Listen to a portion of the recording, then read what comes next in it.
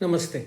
मैं प्रोफेसर शिरीष कुलकर्णी बड़ौदा की महाराजा सयाजीराव यूनिवर्सिटी में department of account financial management faculty of commerce में रहा। बाद में सरदार पटेल यूनिवर्सिटी विद्यानगर में वाइस चांसलर रहा। आज फिर से एक बार समाचार जरा हटके। पहला समाचार लेते हैं। शायद गत साल इसी समय पर रिजर्व बैंक ऑफ इंडिया ने जो सरप्लस था जो सरकार को उन्होंने ट्रांसफ़र किया, वो ऐतिहासिक फिगर थी 2.11 ट्रिलियन रुपीस, यानी 2.11 लाख करोड़ रुपए का सरप्लस एक प्रकार से डिविडेंड आरबीआई ने गवर्नमेंट ऑफ इंडिया को दिया। वो ऐतिहासिक था। उसके आधार पर इस बार जो बजट आया सरकार का, तो उस बजट में सरकार ने कहा था कि इस बार हमें आरबीआई की तरफ से 2.56 ट्रिलियन रुपीस का सरप्लस हमें मिलेगा, ऐसा गवर्नमेंट ऑफ इंडिया ने सोचा। लेकिन हुआ क्या, वो सोच रहे थे 2.56 लाख करोड़ रुपीस, लेकिन दिए कितने इस बार 2.69 trillion rupees RBI has transferred to the government of India, यानी जो अंदाजा भारत सरकार का था उससे भी ज़्यादा, कहीं ज़्यादा भारत सरकार को इन्होंने दिया, आरबीआई ने दिया।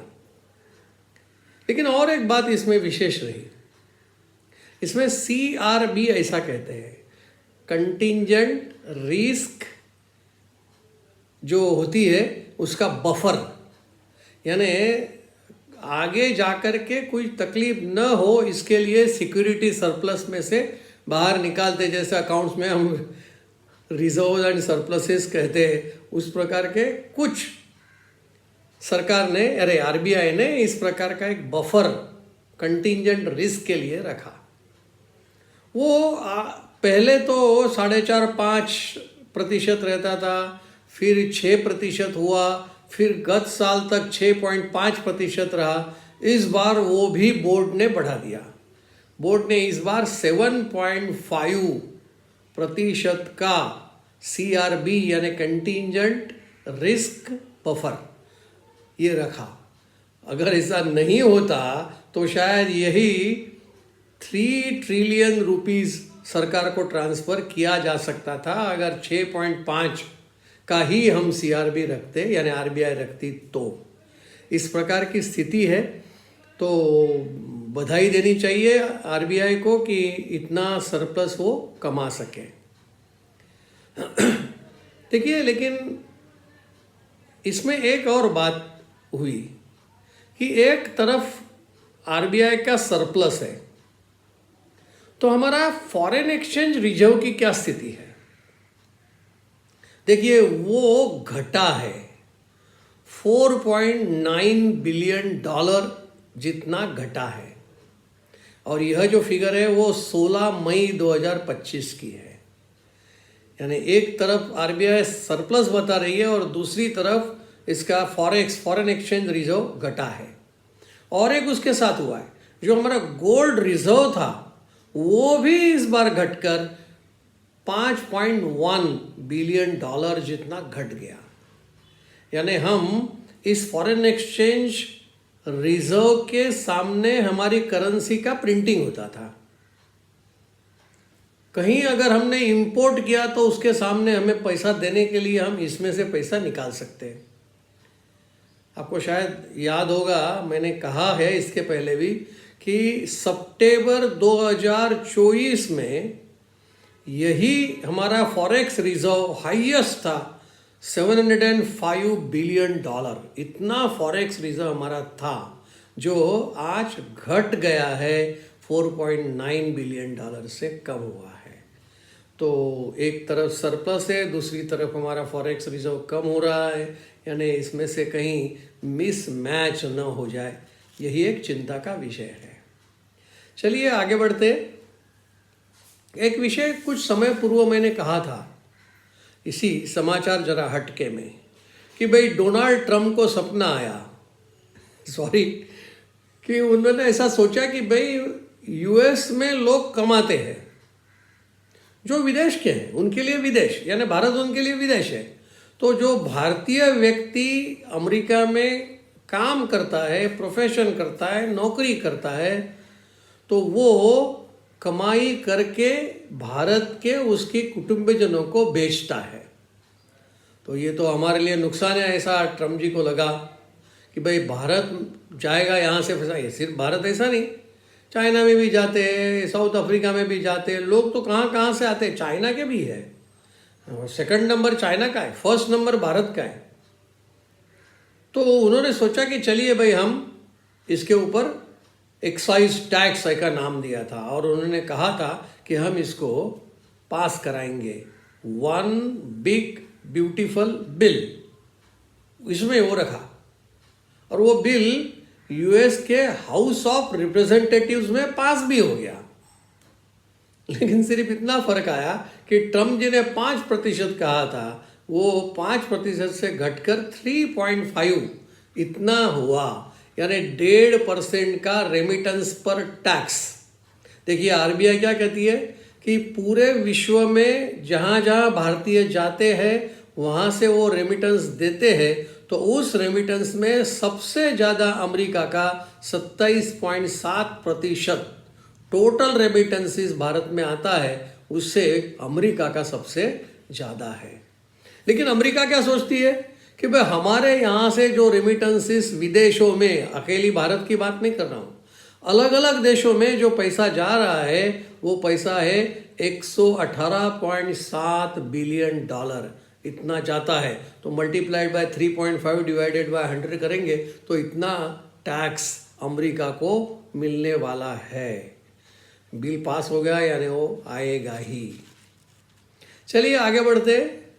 शायद यह टर्मिनोलॉजी आप यूपीआई जानते हैं, यूनिफाइड पेमेंट इंटरफेस, वो हम जानते हैं, डिजिटल पेमेंट हम जानते हैं, लेकिन ये टर्मिनोलॉजी है पेमेंट बैंक। ये पेमेंट बैंक यानी कोई डिपॉजिट नहीं लेते हैं, 2 लाख से ज़्यादा नहीं, लोन देते ही नहीं। छोटे छोटे गांवों में ये पेमेंट बैंक काम करता है और ये पेमेंट बैंक की वजह से एक तो सहूलियत होती है, सिंपल अकाउंट खोलने के लिए फॉर्म है, ट्रांजैक्शन भी आसानी से हो सकते हैं, अन्य बैंकों के साथ भी उनका रिश्ता होता है, इसलिए ये ज़्यादा से ज़्यादा डेबिट कार्ड इशू कर सकते हैं, लोन बिल्कुल नहीं दे सकते, ऐसे यह पेमेंट बैंक होती है। इसमें पेमेंट बैंक में हम जानते हैं वो है पेटीएम पेमेंट बैंक है, हमारी भारत की पोस्ट ऑफिस की भी पेमेंट बैंक है। तो ऐसे एक पेमेंट बैंक चल रहा है, वो है एयरटेल पेमेंट बैंक। हम एयरटेल को मोबाइल के बारे में जानते हैं कि मोबाइल फ़ोन पर जो हमें कनेक्शन देते हैं वह कनेक्शन एयरटेल देता है। तो वही एयरटेल आज मोबाइल कनेक्टिविटी से बढ़कर पेमेंट बैंक में है, यानी पेमेंट बैंक में भी कुछ कम है ऐसा नहीं है। उनका जो नेटवर्थ है वो आज 500 मिलियन डॉलर, या तो हम ऐसा कहें 500 करोड़ रुपए का है। ये 500 करोड़ होने की वजह से उनके जो बाकी के कंडीशंस हैं ना वो भी बहुत अच्छे हैं। ये 1 बिलियन मंथली इनके ट्रांजैक्शन होते हैं, 1 बिलियन ट्रांजैक्शंस, 100 मिलियन यूजर्स हर माह उसका उपयोग करते हैं, 1 मिलियन बैंक अकाउंट उनका है, नया भी खुलता रहता है, 70% नए अकाउंट है जो कंटिन्यू रहते हैं और 33% वुमेन्स के रूरल में है। यानी वैसे ये छोटी बैंक होती है और इस छोटी बैंक का कम ट्रांजैक्शन वाला, कम रकम वाला पैसे का ये होता है। तो इस प्रकार से अभी आईपीओ 2027 तक वो लाना चाहते हैं। चलिए आगे बढ़ते हैं। अब क्रेडिट कार्ड्स के बारे में मैं बात करने जा रहा हूँ। कुल क्रेडिट कार्ड्स की संख्या है 110 मिलियन संख्या। मैं डॉलर या रुपीस नहीं कह रहा हूँ, क्रेडिट कार्ड की संख्या। इस क्रेडिट कार्ड का जो स्पेंडिंग है, अल्टीमेटली क्रेडिट कार्ड क्यों लेते हैं भाई? हमें खर्च करना, पैसा खर्च करना है, क्रेडिट पर खर्च करना है। कभी कभी ऐसा भी कहते हैं ना, आमदनी अठन्नी खर्चा रुपया। एक बार मैंने पहले कहा था कि कितने क्रेडिट कार्ड के स्पेंडिंग के पैसे बैंक में वापस आते हैं, यह भी मैंने कहा था।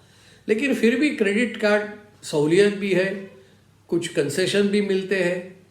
तो ऐसे 18% करीब ये क्रेडिट कार्ड की संख्या स्पेंडिंग यानी खर्च करने का क्रेडिट कार्ड द्वारा वो 18% बढ़ा है, यानी 1.84 ट्रिलियन रुपीस इतना वो हुआ है।